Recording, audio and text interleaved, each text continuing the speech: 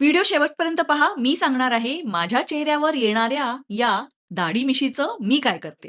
आत्याबाई आत्याच राहा, काका बनू नका.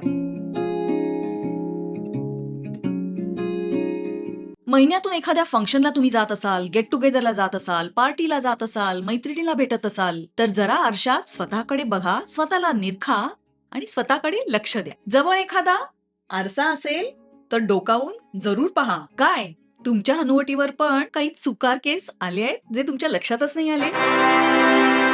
मग या केसांचं करायचं तरी काय? आणि चेहऱ्यावरची लाव त्यावरचे उपाय अगदी सोपे आहेत. पण हर्बल वॅक्स पावडर या नावाने विकल्या जाणाऱ्या प्रॉडक्ट्सच्या भानगडीत अजिबात पडू नका. कारण ही हर्बलही नाहीये आणि वॅक्सही नाहीये. तेव्हा चेहऱ्यासाठी केमिकल डेपिलेटरी वापरण्याऐवजी माझा चॉईस असतो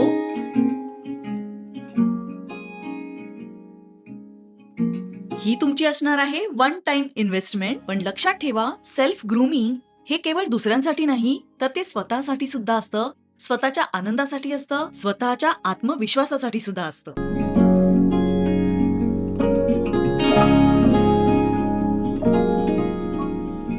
नमस्कार, मी श्वेता पुरंदरे आणि माझ्या या YouTube चॅनलवर तुमचं खूप खूप स्वागत आहे. माझा व्हिडिओ तुम्ही पहिल्यांदा पाहत असाल तर चॅनलला सबस्क्राईब करायला विसरू नका. काय तुमच्या हनुवटीवर पण काही केस उगवले आहेत का? तर 50 नंतर फुटलेल्या दाढी मिशीचं करायचं तरी काय? व्हिडिओ शेवटपर्यंत पहा. मी या व्हिडिओमध्ये तुम्हाला सांगणार आहे चेहऱ्यावर आलेल्या लवीचा उपाय काय करावा. चला तर मग व्हिडिओला सुरुवात करूया. एक मजेशीर आठवण सांगायची तुम्हाला माझ्या आजीबद्दल.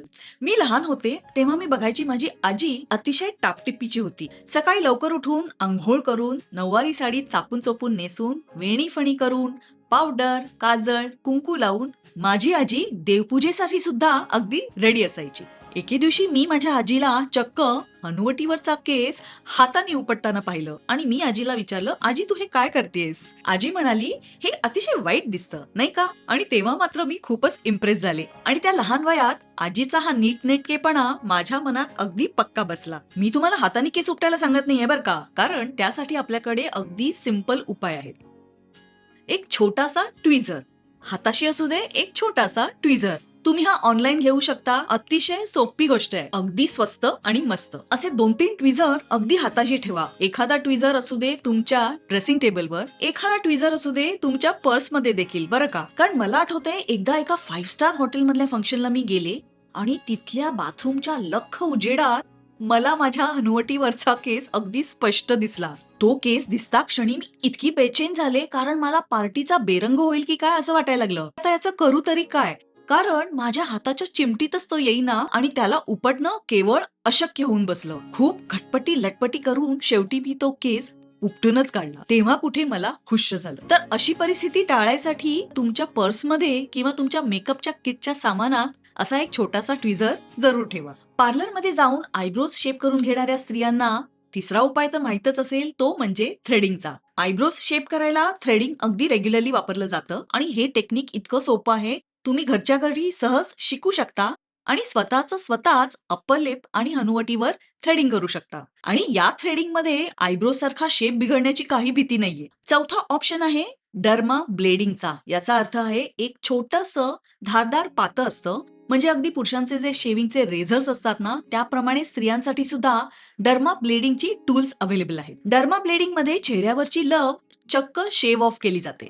चेहऱ्यावरची लव काढण्यासाठी लागणारी अशीच काही टूल्स आणि ऍक्सेसरीज मी या व्हिडिओ टॅग केली आहे, तुम्ही जरूर बघा. आणि या टूल्सच्या अमेझॉनच्या लिंक सुद्धा मी व्हिडिओच्या डिस्क्रिप्शन मध्ये देते, तुम्ही जरूर पहा.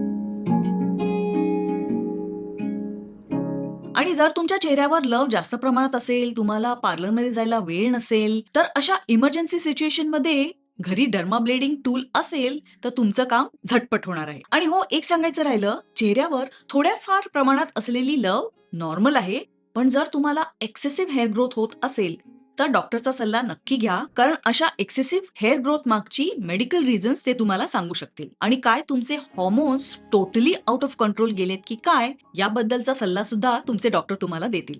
चेहऱ्यावरची लव काढण्यासाठी अजून एक उपाय करतात, तो म्हणजे केमिकल डेपिलेटरीजचा. चेहऱ्यावरची लव काढण्यासाठी काही क्रीम्स आणि स्प्रेही मिळतात. मी स्वतः चेहऱ्यावर केमिकल डेपिलिटरीचा वापर करत नाही, कारण ती केमिकल्स स्ट्रॉंग असतात. पण केमिकल स्ट्रॉंग आहेत म्हणून कुठला तरी नॅचरल किंवा हर्बल उपाय शोधायला जाऊ नका बरं का. कारण मार्केटमध्ये हर्बल वॅक्स पावडर या नावाने केमिकल डेपिलिटरीज विकल्या जात आहेत आणि याबद्दलचा माझा हा व्हिडिओ जरूर पहा. चेहऱ्यावरच्या नाजूक त्वचेवर केमिकल डेपिलिटरी वापरण्याच्या ऐवजी माझा चॉईस आहे एपिलेशनचा. हे आहे माझं गो टू प्रॉडक्ट. चेहऱ्यावरची लव काढण्यासाठी, अपर लिपसाठी म्हणा किंवा हनुवटीवरचे केस काढण्यासाठी किंवा साइड बर्न काढण्यासाठी सुद्धा मी या ब्रॉन एपिलेटरचा वापर वर्षानुवर्ष करत आली आहे. एपिलेशन याचा शब्दशः अर्थ म्हणजे उपटून काढणे. ब्रॉनच्या या एपिलेटर मध्ये 2 प्रकारच्या ऍक्सेसरीज आहेत. ही ऍक्सेसरी वापरून तुम्ही हातापायावरचे किंवा अंडरआर्म्स मधले केस काढू शकता.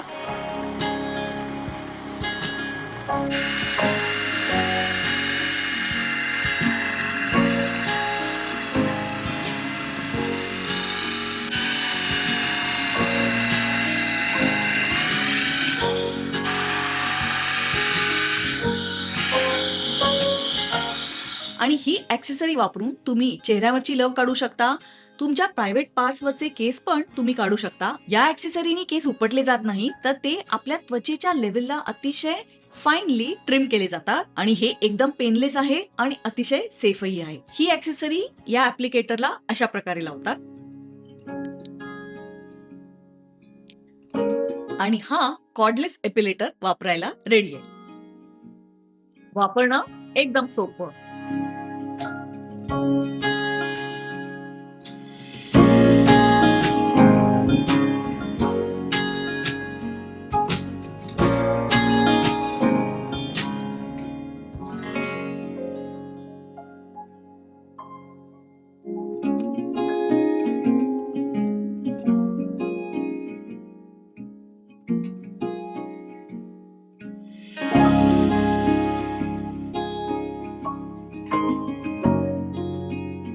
ब्रॉनचा हा एपिलेटर मी वर्षानुवर्ष वापरते. अतिशय रिलायबल आहे, वापरायला अतिशय सोपा आहे. ब्रॉनचा हा एपिलेटर वापरायच्या आधी चार्ज करायचा आहे. पटकन चार्ज होतो आणि एकदा चार्ज झाला की अनेक आठवडे याचा चार्ज टिकतो. पर्सनल ग्रूमिंग साठी, चेहऱ्यावरची लव काढण्यासाठी हा एक उत्कृष्ट पर्याय आहे. आणि घाबरू नका, यामुळे तुमच्या चेहऱ्यावरची लव दाट होणार नाहीये. शेव केल्यानंतर केस राठ व्हायची आपल्याला भीती असते, तशी भीती या एपिलेटर मध्ये नाहीये. तुम्ही केस ट्रिम करत आहात. आणि ब्रॉन एपिलेटर आणल्यापासून पार्लर मध्ये जाऊन वॅक्सिंग, थ्रेडिंग करणं मी साफ बंद केलंय. माझी ही होती वन टाइम इन्व्हेस्टमेंट, जी मी वर्षानुवर्ष वापरली आणि पूर्णपणे वसूल केली आहे. तेव्हा पर्सनल ग्रूमिंगचा आळस करत असाल तर आळस झटका. स्वतःसाठी, स्वतःच्या आनंदासाठी, स्वतःच्या कॉन्फिडन्ससाठी आरशामध्ये स्वतःला नीट निरखून पहा आणि आत्याबाई आत्याच राहा, काका बनू नका.